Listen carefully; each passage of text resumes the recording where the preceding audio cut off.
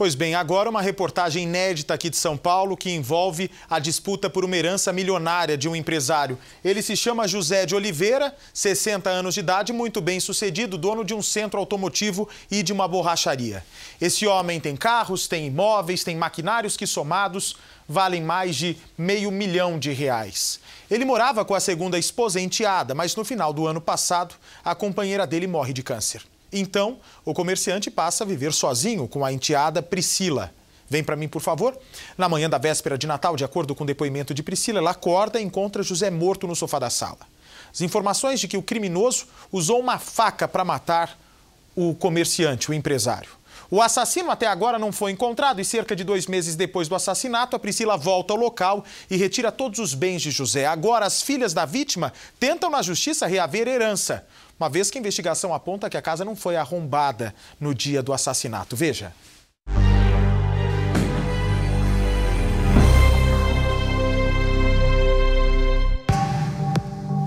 Um empresário sem vícios, sem inimigos e com uma vida confortável. E que de um dia para o outro aparece morto dentro da própria casa. Precisa ser investigado para realmente descobrir. Alguma coisa está errada. Alguém entrou lá e matou ele. Só precisa saber descobrir quem foi, né? Porque ele não foi assassinado por um fantasma. Aconteceu alguma coisa ali. A casa na zona norte de São Paulo não tinha sinais de arrombamento, segundo a perícia, o que só aumenta o mistério. Todas as vezes que eu estive lá, os cachorros não me deixaram entrar. O meu tio tinha que ir prender os cachorros para eu poder entrar. Não houve arrombamento de forma alguma. Então isso ficou muito estranho mesmo.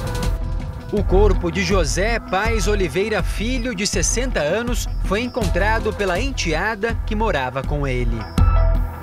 Na noite anterior ao crime, José havia saído de casa.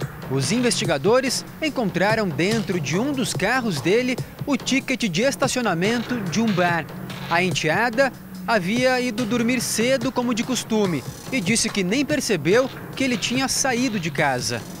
Na manhã seguinte, 24 de dezembro do ano passado, véspera de Natal, ela acordou e foi tomar café da manhã.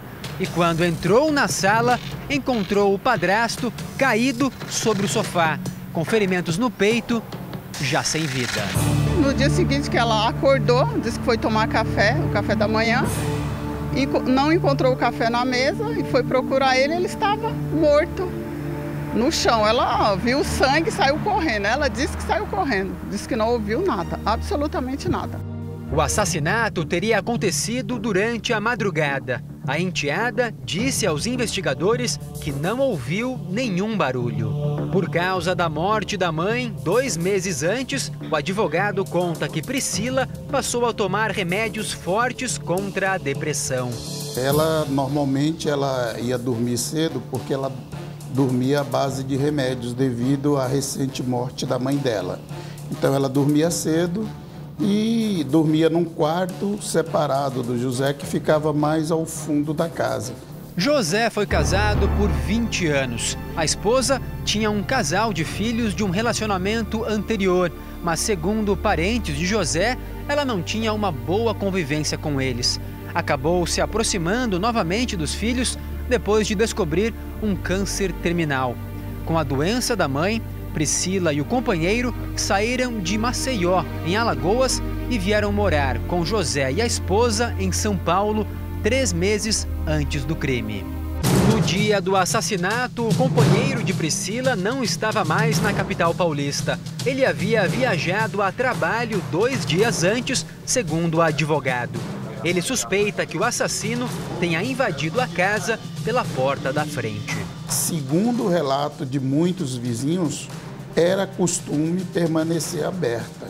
Ele só fechava o portão da frente, o portão de ferro.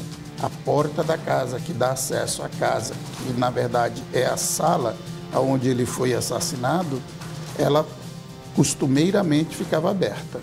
Mas a sobrinha da vítima desmente. Ele não deixava a porta aberta. Ele sempre trancava as portas. Tinha 4 cachorros no quintal. Alguma coisa está errada. A família de José não concorda com o que aconteceu depois da morte. Móveis e carros foram retirados da casa pelos enteados do empresário. Segundo os parentes, José teria herdeiros que também seriam donos dos bens. Aí depois ela foi embora.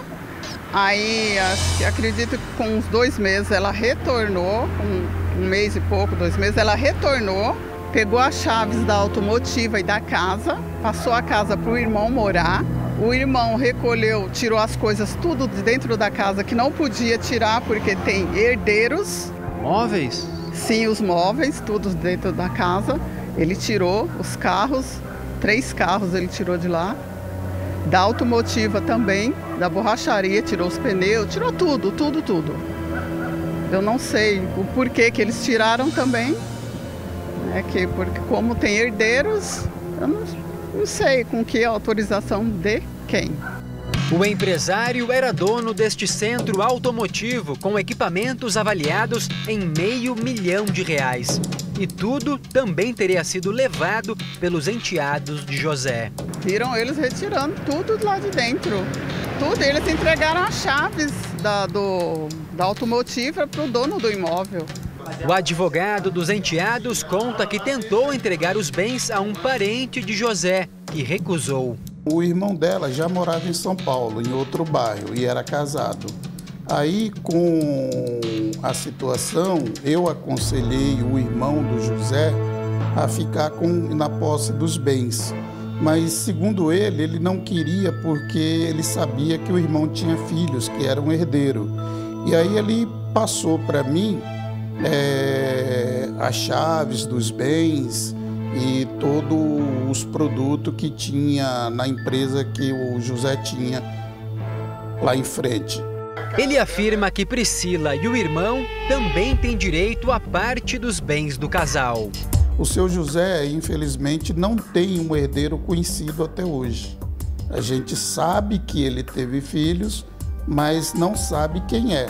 Estamos aguardando essas pessoas serem reconhecidas pela justiça para que, inclusive, elas possam entrar em pedido de inventário. Uma vez reconhecidos os filhos, esses bens do seu José serão devolvidos?